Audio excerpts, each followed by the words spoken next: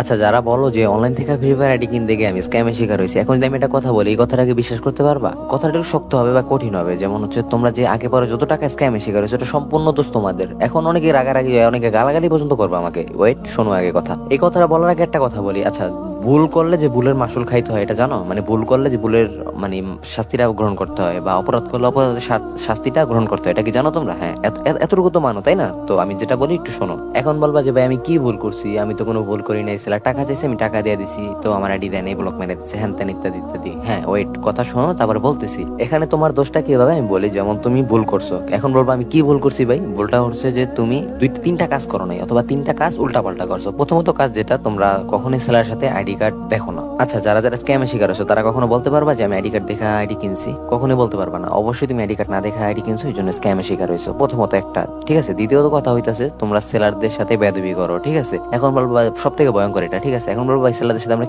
কি ধরনের মানে বেয়াদবি করলাম? আবার তোমরা আইডি কিনবা পরে আইসে বলো আইডি কার্ড দেন, ট্রেড লাইসেন্স দেন, এটা ওইটা। এখন বলবা ট্রেড লাইসেন্সটা কি? একটু ওয়েট, বলতেছি। সো নিবা পরে আইসে এখনই বলো যেটা দেন এটা দেন, ঠিক আছে? এইসব ভুলটা কখনোই করবে না। তুমি যখন নিবা তখন সেলার সাথে এরকম বলবা, ঠিক আছে? আবার অনেকে বলো যে ভাই এটা দেন ওইটা দেন, মানে অনেক টর্চার করো। আবার বলো যে একটু পরে নিবো, এই কথা বলে আবার ঘুরাও, হ্যান তেন। এটি করবা না কখনো, ঠিক আছে? ধরো তুমি একজন সেলার, আমি একজন কাস্টমার। হ্যাঁ, এখন যদি তোমার কাছ থেকে আমি আইডি কিনতে গিয়ে তোমার সাথে বেদবি করি, তোমার ঘুরাই, তোমার কাছে কি খারাপ লাগবে না? অবশ্যই খারাপ লাগবে। তখন কি তুমি আমার ক্ষতি করতেও পারো, ঠিক আছে? স্বাভাবিক এটা, ঠিক আছে? যেহেতু মানুষের মন পৃথিবীতে সবচেয়ে ভয়ঙ্কর হচ্ছে মানুষ। মানুষের উপরে কোনো কিছু ভয়ঙ্কর নাই। মানুষ যেমন পৃথিবীতে সব থেকে ভয়ঙ্কর এবং সব থেকে ভালো কিন্তু মানুষ, ঠিক আছে?